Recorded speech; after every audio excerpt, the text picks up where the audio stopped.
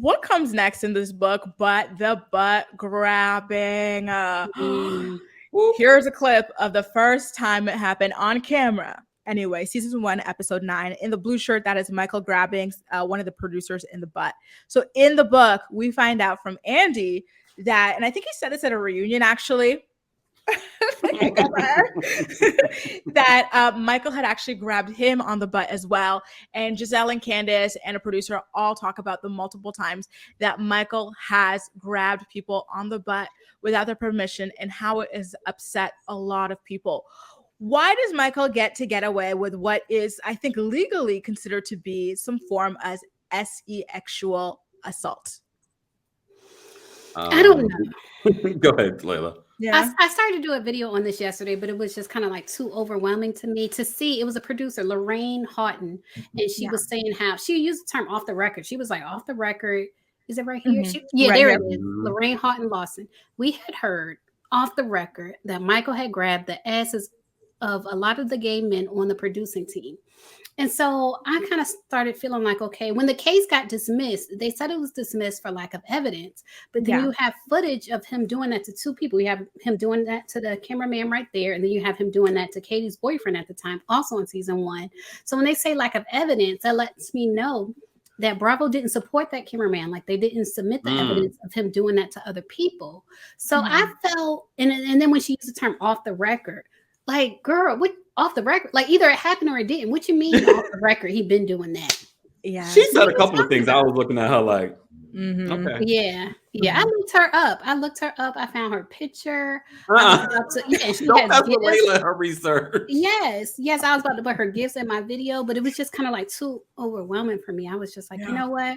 But yeah. So they know about Michael, and in a way, you know what they say, omission or commission or whatever, when you don't come out about what you know, it's still not right. And that's what they did. They didn't support the cameraman. They didn't come out and show the evidence of Michael doing that to other people.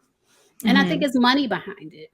You know, these reality TV shows, they say the worst thing that they want is a lawsuit. Like they hate when people sue.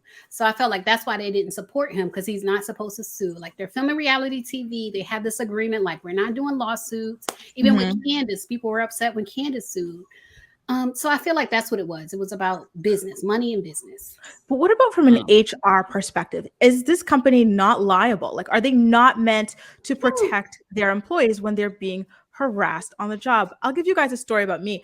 I used to work in technology, and being young, woman, and Black at the intersection of all of these things caused me so many issues, in the job. And I remember there was this huge racial incident that I went through at work where, I had to report it to HR because it was really bad.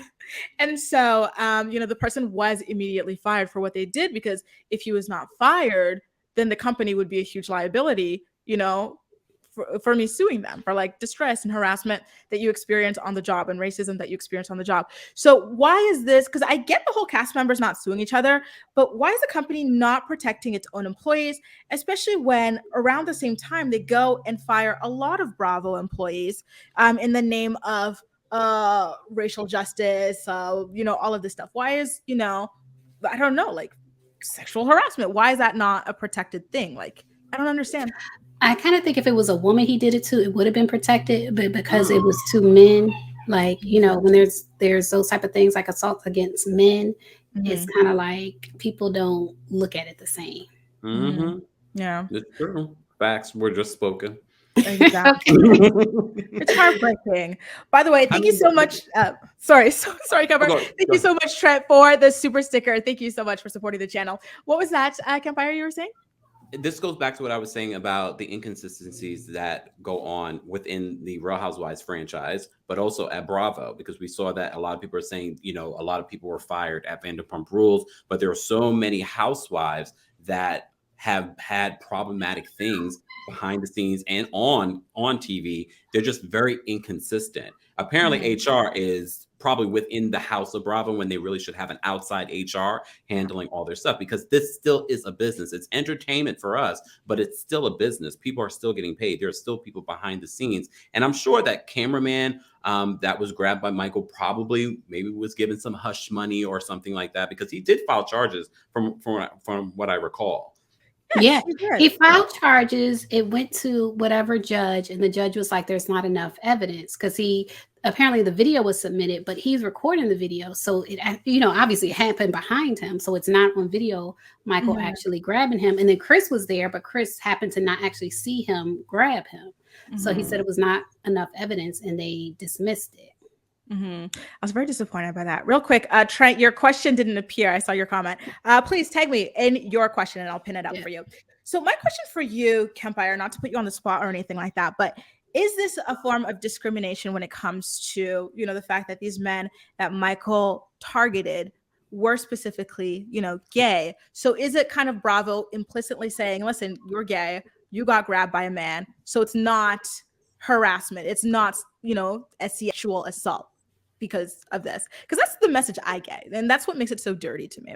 Yeah, I mean, but this is not the first time that we've seen that at a company or in the news where a situation when it's men on men, it's treated a little bit differently. That's why when I was talking about if I was to have a DV situation in my relationship, of course, if we were to call the police, it's probably going to be looked at very differently, even though it shouldn't be. So Yeah. I'm not surprised that Bravo still is not able to navigate a situation like that. If there are multiple allegations and this man is still on the show, and maybe that's part of the reason why we're not seeing that much of him on the show. Maybe there was some sort of agreement behind the scenes that they would film only certain scenes, and maybe he's not allowed to film with the other cast. Yeah. I almost feel like it's not. I almost feel like it's him censoring himself. And I kind of feel like Bravo is not censoring him.